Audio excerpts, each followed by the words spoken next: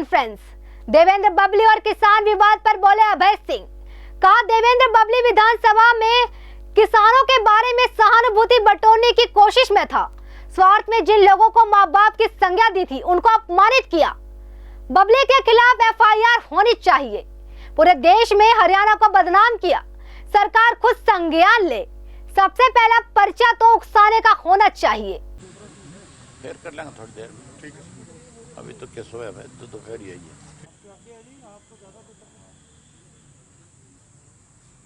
को कई दफा यूँ लगता है भी मुझे मेरी जानकारी नहीं है, मेरे बारे में प्रेस को ज्यादा है।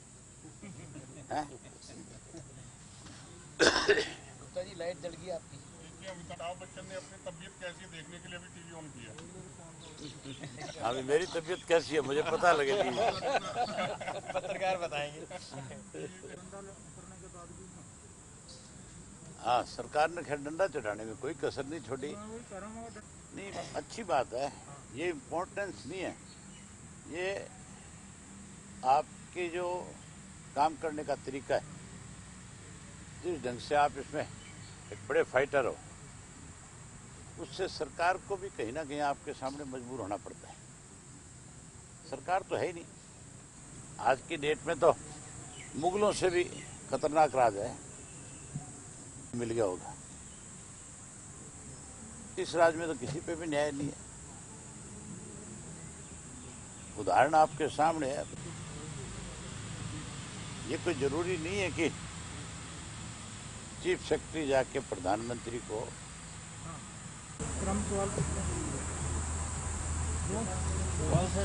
मैंने तो आज आपको बुलाया तो नाश्ते पे था। मैं क्या नाश्ता करेंगे, गपशप मारेंगे, आपने ये लगा दिया आते हैं मेरा। काम कर लेंगे, हटा देंगे 10 मिनट में। गपशप तो मारनी जरूरी है, साथ में अपना काम भी हो जाएगा।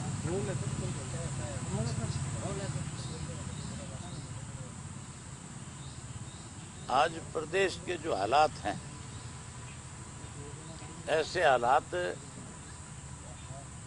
किसी भी सरकार में नहीं हुए। इस देश में हमने इमरजेंसी देखी और इस देश में हमने ऐसे ऐसे लोगों का राज देखा था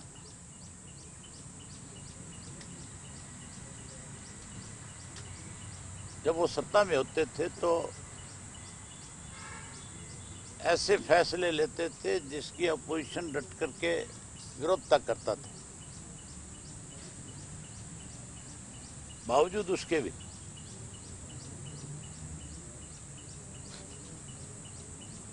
उन लोगों की अपनी एक पहचान थी।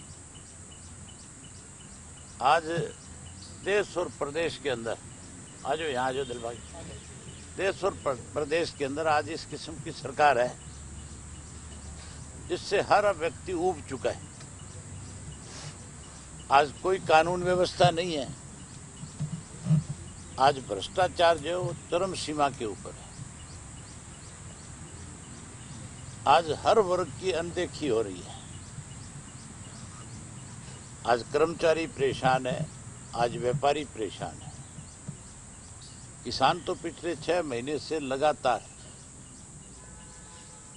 इन 3 कृषि के काले कानूनों के खिलाफ अपनी लड़ाई लड़ रहा है। आज तो स्टूडेंट भी दुखी है। मजदूर जो है आज मजबूर होकर के पलायन कर रहा है, वापस जा रहा है, क्योंकि उसको ना तो इंडस्ट्री में जॉब, ना सरकार से कहीं कोई उम्मीद बची। सरकार तो गरीब आदमी के साथ खिलवाड़ कर रही है। जब इनको जरूरत पड़ती है तो डीसी रेट के ऊपर अलग अलग डिपार्टमेंट में अलग अलग लोगों की भर्ती कर लेते हैं और जैसे इनकी जरूरत पूरी हो जाती है उन लोगों से रोजगार छीन लेते हैं। आप किसी को 1 महीना काम पे रख करके बिना किसी नोटिस के अगर उसको निकालते हो तो फिर उसको नई जॉब ढूंढने में बहुत वक्त लगता है।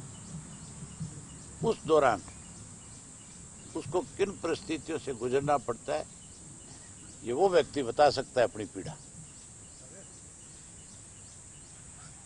आज तो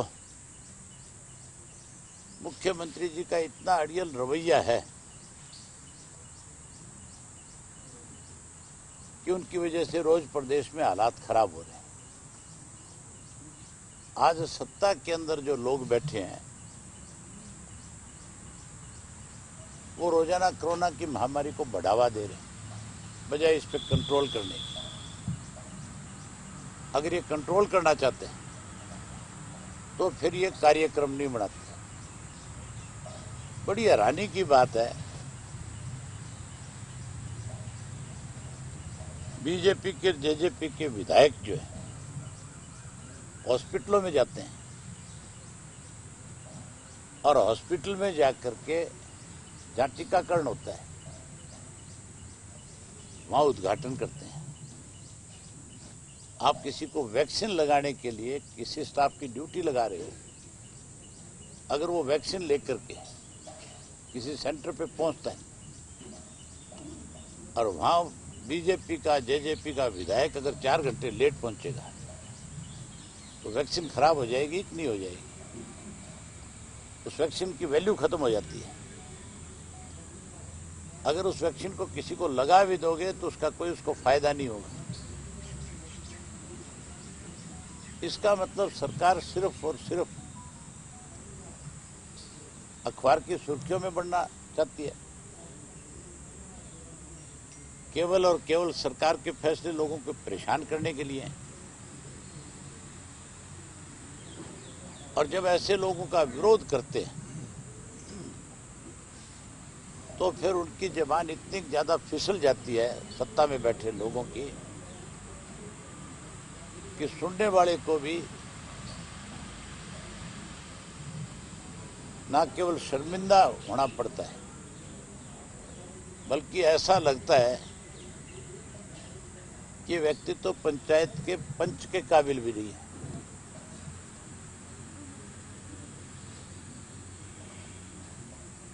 ये ठीक है, कई दफा मनुष्य जो है मजबूर हो जाता है कुछ सख्त भाषा बोलने को। मैं भी अनेक दफा सख्ती से बात करता हूं, लेकिन उस सख्ती का ये मतलब नहीं होना चाहिए कि आप अपनी मर्यादाओं को लांघ दें। मुझे भी कई दफा बहुत सारे पत्रकार साथी जो है इस तरह का सवाल कर लेते हैं जिसके 2 अलग अलग पहलू बन जाते हैं, जिसके 2 अर्थ निकाले जा सकते हैं। लेकिन अगर कोई मर्यादा भूलता है तो इसका मतलब वो उस पद के काबिल नहीं है।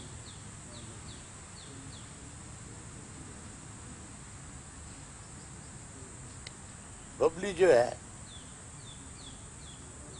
विधानसभा के अंदर किसानों के बारे में बहुत कुछ सहानुभूति बटोरने की कोशिश में था, लेकिन कहीं मुझे जो फीडबैक है उसकी अपने लालच में, कहीं अपने स्वार्थ के लिए उसने जो है जिन लोगों को माँ बाप की संज्ञा दी थी उनको अपमानित किया और उसने प्रदेश का माहौल खराब किया।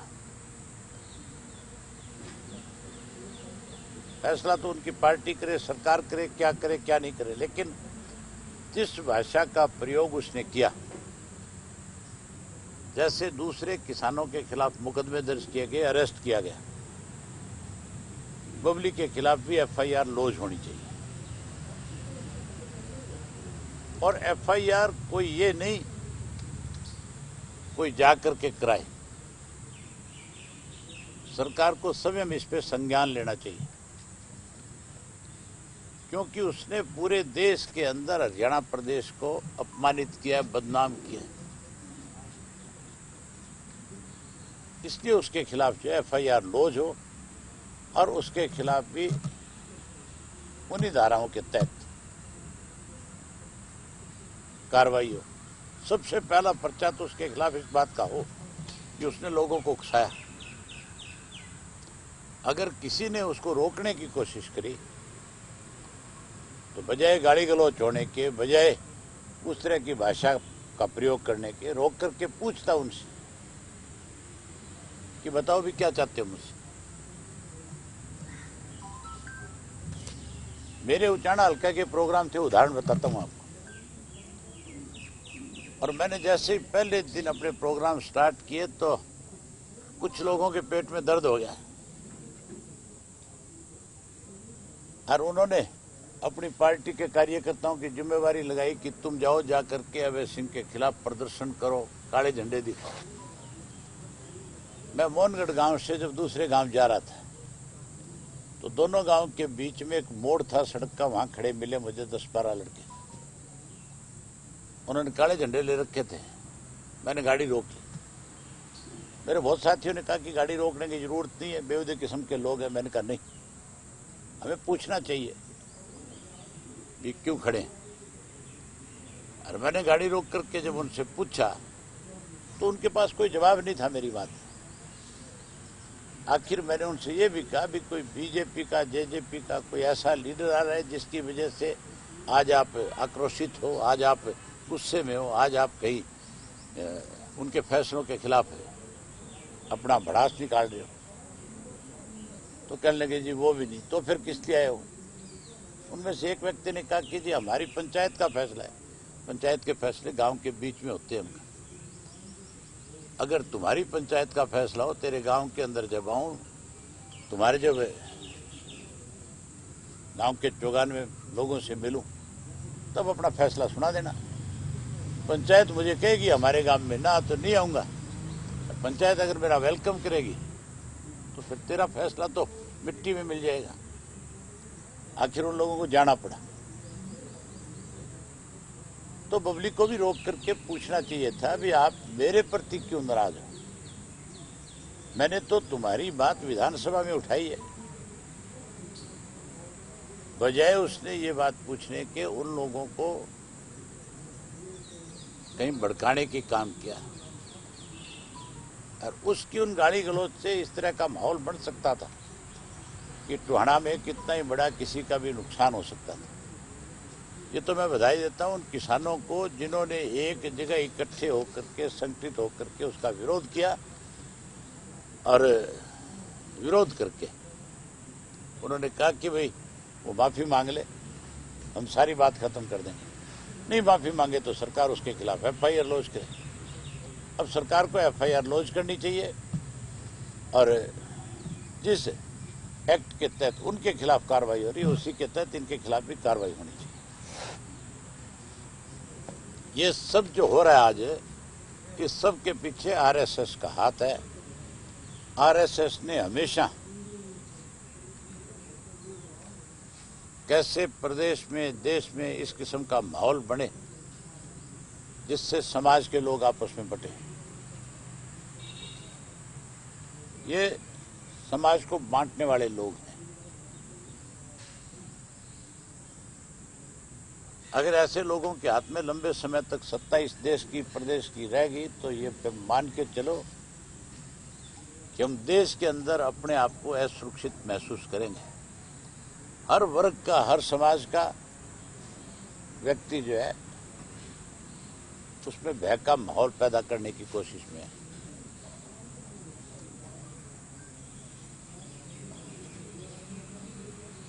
हमारी पार्टी ने एक फैसला लिया है, मैं आपको उस फैसले से अवगत करा देता हूं, फिर उसके बाद हमारी मीटिंग है, आपने भी अपना कहीं जाना ना होगा। कल 5 जून है और कल क्रांति दिवस है। कांग्रेस पार्टी ने जब इस देश के अंदर इमरजेंसी लगाई थी उससे पहले जयप्रकाश नारायण जी की नेतृत्व में इस देश में सरकार के खिलाफ एक आंदोलन शुरू हुआ था, आरक्षण को लेकर के शुरू हुआ था। आज कृषि के काले कानूनों को लेकर के आंदोलन चल रहा है। वो आंदोलन भी 5 जून को क्रांति दिवस के रूप में शुरू हुआ और ये भी जो है किसानों का जो आंदोलन है, इसको 1 वर्ष हो गया। इस 5 तारीख को केंद्र की सरकार ने ये 3 कृषि के काले कानून बनाने के लिए अपनी तरफ से एक नोटिफिकेशन निकाला था। इसलिए हमारी पार्टी ने फैसला किया कि हम इसको कल विरोध करेंगे। हमारे हर डिस्ट्रिक्ट हेडक्वार्टर के ऊपर ये जो काले कानून का जो प्रतियां जो है वहां उनको जलाएंगे और इसका डट करके हम विरोध करेंगे। हमारा ये विरोध तब तक जारी रहेगा जब तक ये तीनों काले कानून वापस नहीं हो जाएंगे।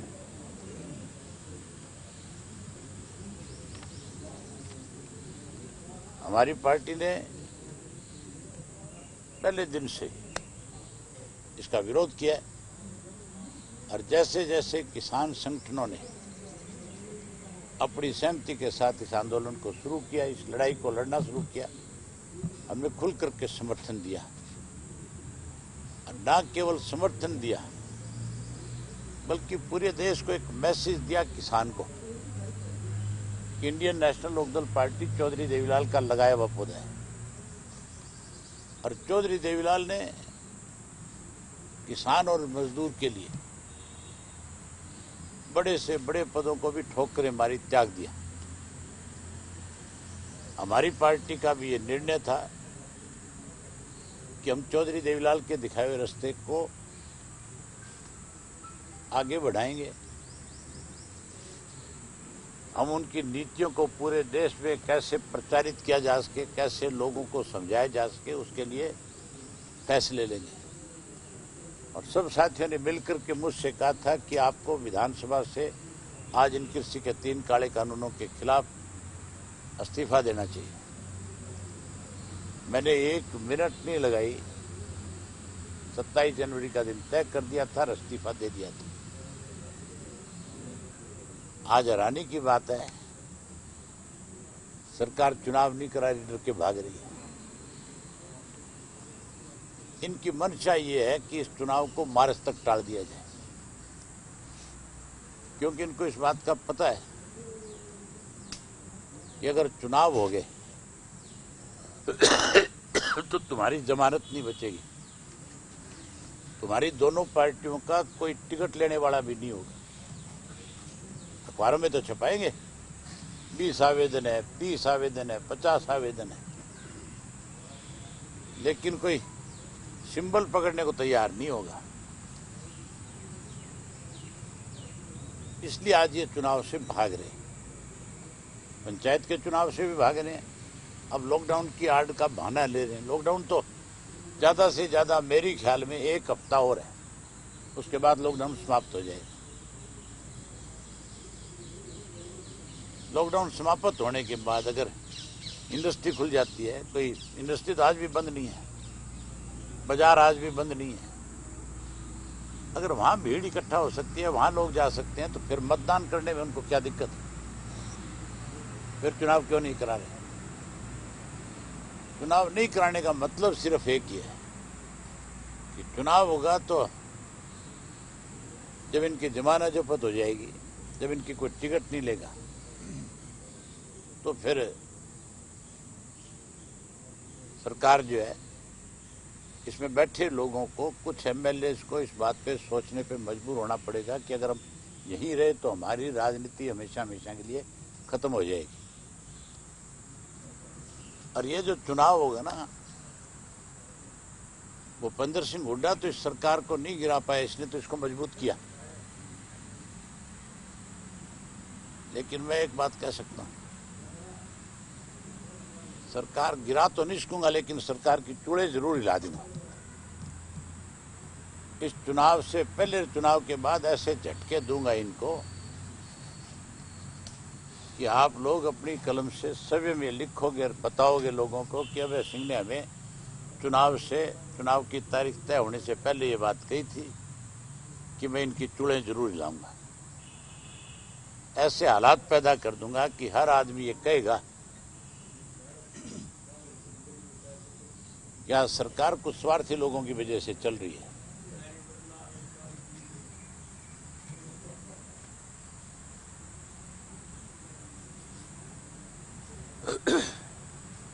मैंने तो आपको चाय का निमंत्रण दिया, चलो इस बहाने से आपसे बातचीत होगी। आप आए, आपका बहुत धन्यवाद। अगर लॉकडाउन खुल जाता है, हालात नॉर्मल हो जाते हैं, इन्फेक्शन रेट 5% नीचे आ जाता है, उसके बाद भी सरकार अगर चुनाव देने वक्त हाईकोर्ट वगैरह या किसी लीगल नहीं, मैं तो कहीं नहीं जाऊंगा। मुझे तो लोगों पे भरोसा है, हम तो लोगों में विश्वास रखने वाले हैं। लेकिन ये मान के चलो कि उसके बाद अगर इलेक्शन कमीशन चुनाव नहीं कराएगा तो उस निष्पक्ष एजेंसी पे बहुत बड़ी उंगली उठेगी। वो फिर निष्पक्ष ना होकर के लोग उसको ये कहेंगे कि इसको तो सरकार चला रही है।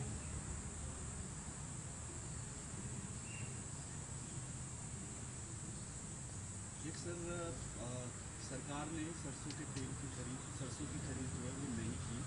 अब जो है पीडीएस में नहीं दे रही है सरकार जो है वो सरसों का तेल। किस तरीके से? मैंने अखबार में पढ़ी थी कि सरसों के तेल की खरीद बंद कर दी।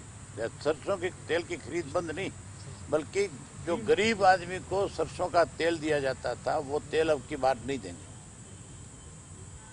सरकार का काम होता है जनहित में काम करना। सरकार का काम होता है सब्सिडी पे लोगों की मदद करना। ये जो डिपो बने थे ये इसलिए बनाए गए थे कि महंगा खरीद के सरकार गरीब आदमी को सस्ता राशन दे और अच्छा राशन दे। मुख्यमंत्री का खुद का बयान था असेंबली के अंदर कि हम सरसों का एक एक दाना खरीदेंगे। ये इस साल के नहीं कह रहा मैं, इससे पिछले साल। और सरसों का तेल निकालेंगे। हर गरीब आदमी को सरकार की तरफ से सरसों का तेल सस्ते में मुहैया कराएंगे।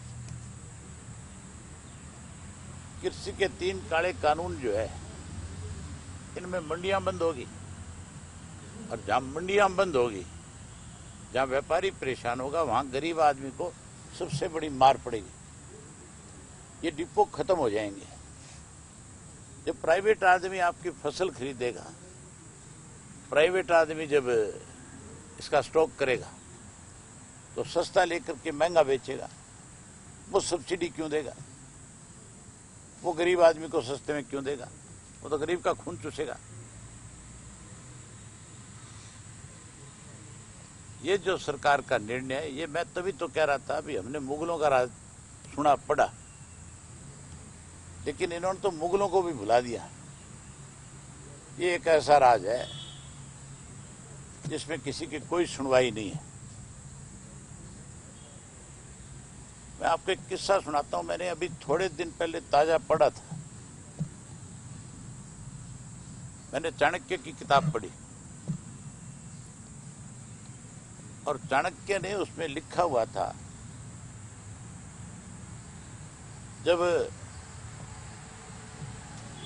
चाणक्य ने अपनी नीतियों के तहत अपने राज्य में अपना साम्राज्य प्राप्त किया, तो बात आई कि इसका राजा किसको बनाया जाए। जब राजा बनाने की बात आई तो लोगों की मंशा थी कि इसका राजा चाणक्य बने। लेकिन चाणक्य ने खड़े होकर के पब्लिक में ये कहा कि मैं इस प्रांत का राजा नहीं बन सकता। मैं अपनी और सारी सेवाएं दे सकता हूं, लेकिन ये जिम्मेवारी नहीं ले सकता। उन्होंने कहा कि उसका एक बड़ा रीजन है, कारण है। उन्होंने जो कारण बताया कि मैं गृहस्थी व्यक्ति नहीं हूं,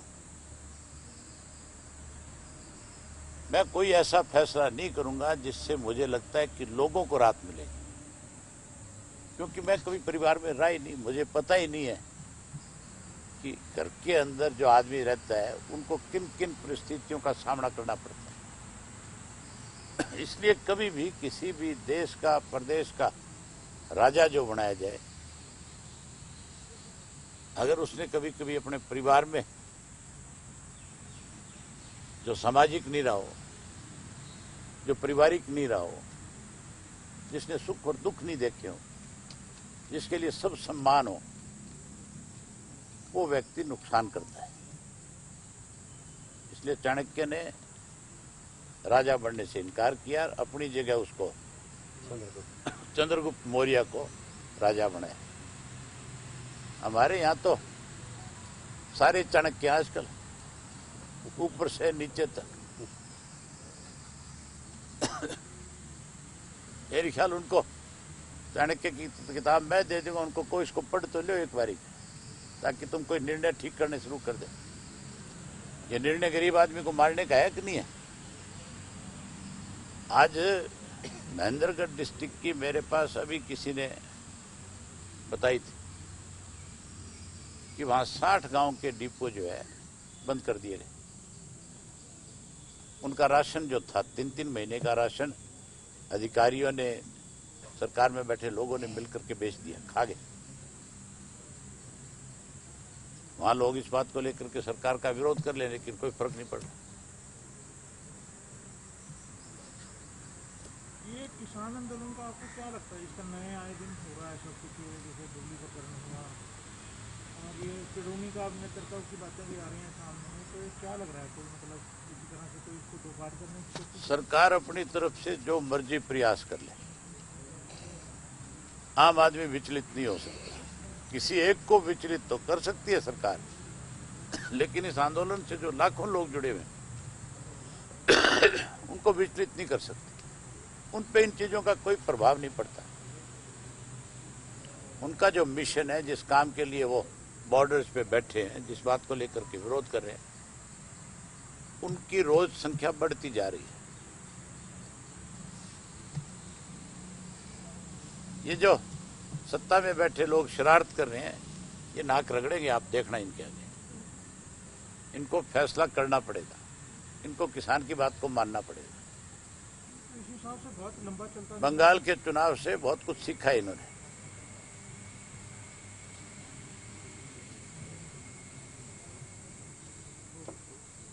ऐसे फैसले 2-4 और ले ले देश के प्रधानमंत्री,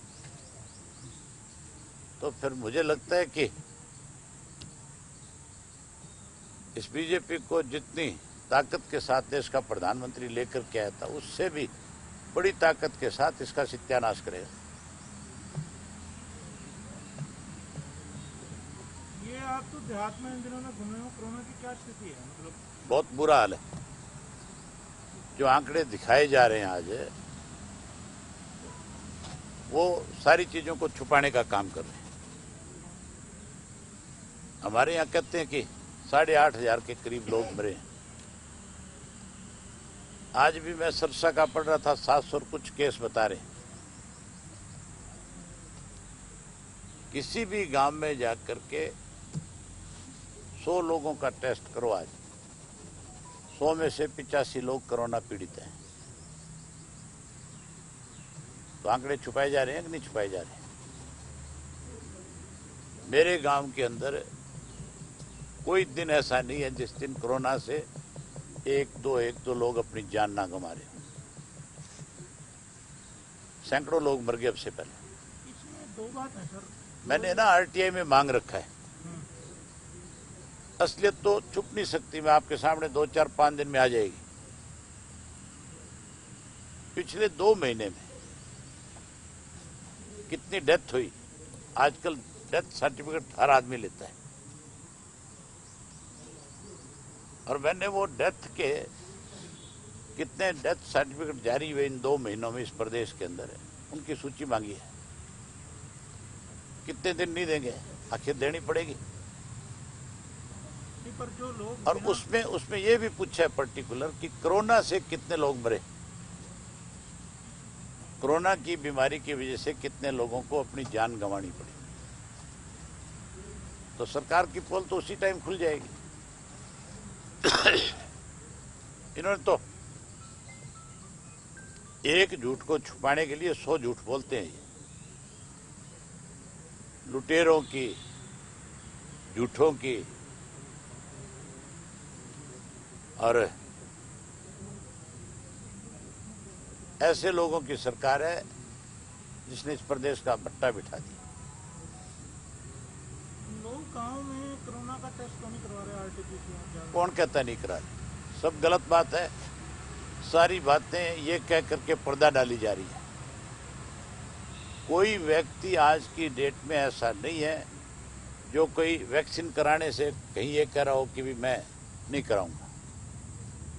आज हर आदमी वैक्सीन कराना चाहता है। ये ठीक है, कुछ गांव के निर्णय ऐसे क्यों लेने पड़े उनको, उसकी एक मजबूरी थी कि प्रधानमंत्री मुख्यमंत्री अगर लॉकडाउन तोड़ता है तो फिर उनके ऊपर किस चीज के कानून है। आपने खबर नहीं पड़ी, मिनिस्टर का बयान आता है कंवरपाल का, जो शिक्षा मंत्री है हमारा, वो कहते हैं मंत्रियों पे धारा 144 लागू नहीं होती। तो फिर आप क्या उम्मीद करोगे कि ये सरकार कैसे चल रही है? धारा 144 अगर कहीं किसी स्टेट में या पर्टिकुलर किसी इलाके में लगती है तो उसमें प्राइम मिनिस्टर भी नहीं जा सकता, वो भी उसका उल्लंघन नहीं कर सकता। सबके लिए एक है, वो मजिस्ट्रेट का आदेश है, उसमें सरकार का कोई आदेश नहीं होता।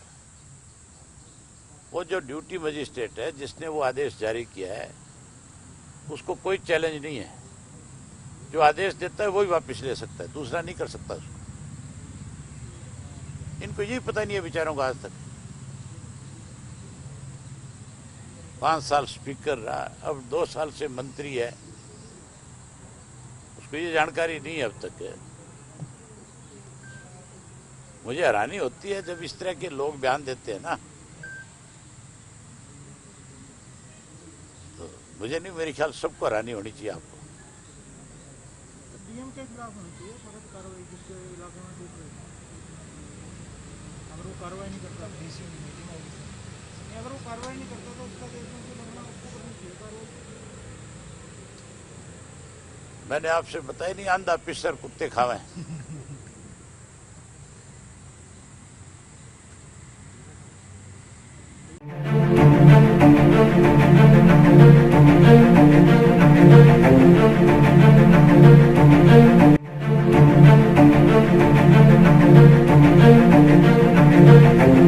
ऐसा अवसर फिर नहीं मिलेगा। अब हरियाणा सरकार की दीनदयाल आवास योजना के अंतर्गत सेक्टर 1 तरावड़ी में 135 और 142 गज के प्लॉट्स मात्र 21,000 रुपए देकर बुक करवाएं। क्रेडिट सोसाइटी, सड़क, sewerage, street light, park, community centre, तुरंत रजिस्ट्री और पोसेशन भी। कॉल 9466034000।